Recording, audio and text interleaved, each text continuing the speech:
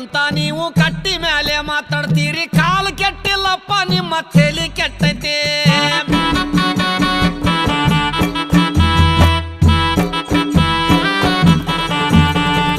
ಈಗಿನ ಹುಡುಗರೆಲ್ಲ ತುರ್ಬ ಜುಟ್ಲ ಹಾಕ್ತಾರ ಹೂವ ಇಡುವುದು ಒಂದೇ ಈಗ ಬಾಕಿ ಉಳ್ದೈತಿ